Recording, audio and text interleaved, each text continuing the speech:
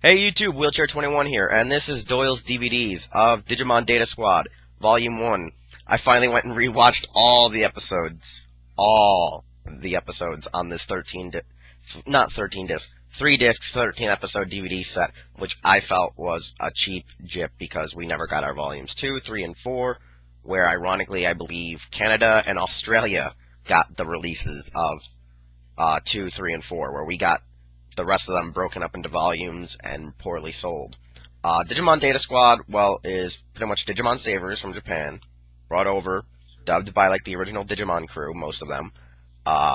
Very popular season in Japan, I heard. Not as popular in America because everyone flipped out because, oh, they had to censor stuff, edit stuff, because it was owned by Disney, the rights to airing it. And I just enjoyed it for what it was because it was Digimon Savers. I didn't care for much the censorship. I didn't care that, oh, the dub may suck. I just enjoyed it for what it was, which some people in the anime community need to learn to shut the fuck up and understand that enjoy what you get. Enjoy that it's still not heavily altered like some animes were. And just sit there and watch it. The dub may be bad, but at least it's not like, Agumon's annoying Japanese voice. His American voice was so much better. People say Marcus sucked in America. No. Just not as mature and manly as people wanted him to be as he was in Japan. But anyways, the nice cover to the DVD set has all of them with their rookies and their champion forms. You have Marcus, Thomas, and Yoshi. Inside the case and the back of the case, just a couple of clips mostly about Marcus because the first 13 episodes introduce you to Marcus and his character. Inside, RizeGreymon, Thomas Gagomon. And then over here is more Marcus and Yoshi with Lalamon and that. I don't have the actual little booklet, which is just pretty much the cover reuse and just clips of the show with a whole table of context. But what I can tell you is, in the first 13 episodes, you get to know who Marcus is, you get to know who Thomas is, but you barely get to see a bit of Yoshi's background. In the first 2 episodes, it just introduces you to Marcus and Agumon. The next 3 to 4 episodes introduce you to Thomas, who's like this hotshot, rich-blooded kid that pretty much just goes on doing what he wants because he's like a prodigy. So him and Marcus go to get at one another because Marcus is like this poor street smart brat, where Thomas is like this rich kid. So they have a lot of indifferences, and they get to try to have to work through their things over a course of like 3 to 4 episodes. Really great development episodes.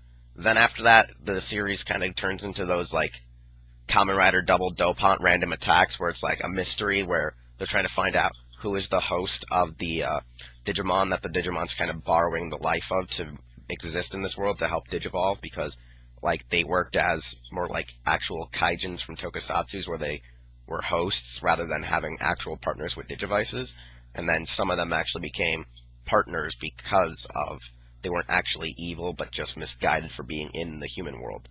And that's where we get to like the last 3 episodes where Marcus's little sister finds a Biomon and wants to be a part of the partners, but they won't let her have the Biomon and they want to send it back because they don't want Marcus's sister to be involved with all the dangerous things that they do. And Biomon doesn't want to leave, which is ironically a male Biomon.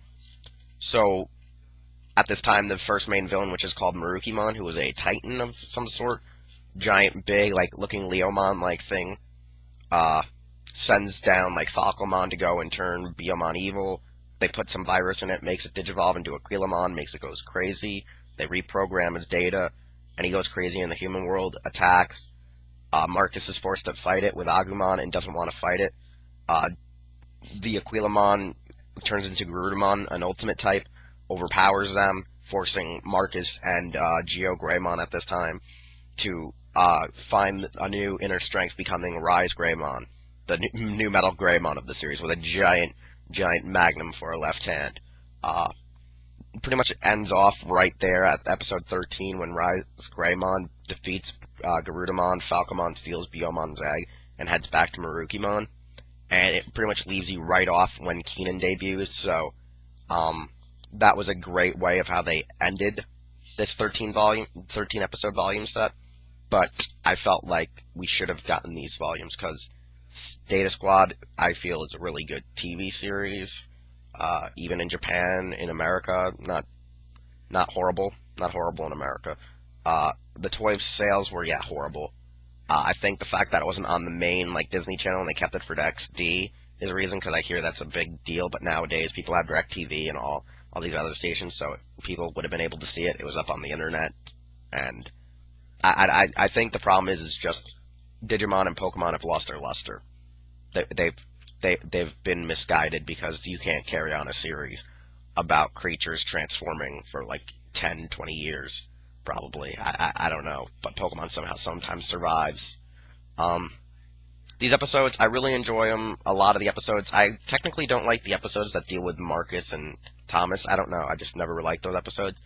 A lot of the episodes that base around Marcus and Yoshi feel really well, like in the early episodes. Like later on, when it's Thomas and Marcus, when it's the whole Mega versus Mega, where Marcus gets, kind of tricked to force and try to kill,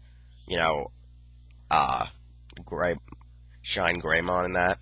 Those are good episodes, but like the early on ones where they're not actually fighting one another and they're just arguing was more issued out. It was great to establish the character, but it wasn't great to drive it. It felt like if they would have added Thomas maybe a couple of episodes later, not right at episode 3, maybe added him at episode 5 to lead up into them coming together, then a couple of filler episodes. Because I don't know, I just feel like the beginning was rushed, and then the rest was pretty well planned out, even though it does get a little hectic between the transitioning of the evils that occurred throughout the series, because we go from Merukimon to a human doctor that's bent on destroying the digital world, back to the actual, the knights of the digital world, the royal knights, then only to discover they were just pawns to this weird thing called King Drazel, which it's a really weird stipulation of how many villains they go through. It was so well put that they had like multiple villains that it actually reminded me a lot of the original season, because a lot of the voice actors came back. I really feel like I want a complete series of this. It's one of my favorite seasons, next to season 4 for just the concept. I don't like season 4 for its actual story, but the concept of the human becoming the Digimon. A lot of people love season 3. I personally don't love season 3 because they ruined what season 3 was supposed to be about.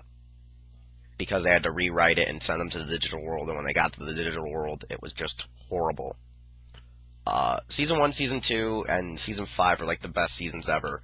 I don't know what people see in Cross Wars. I don't know what people see in Tamers that much, except Balzamon. Frontier, it's underestimated and underrated because people don't give it enough props for what it was trying to do. And I feel like Digimon, it needs to go away for a longer time before it tries to make a real comeback. Because this was a really great series, and I tell people, you gotta go look this up on the internet, watch every single episode, whether it be dubbed, subbed, and you will enjoy the hell out of it. Because, I mean, Marcus Damon is a boss. So, check it out. I really recommend it. You can probably still pick these up in, like, your Walmart $5 bins. $5, $8 bins, because these went on Uber clearance right away. So, I'll see you later, YouTube. This has been Wheelchair21. This has been Doyle DVDs. And we'll see you next time.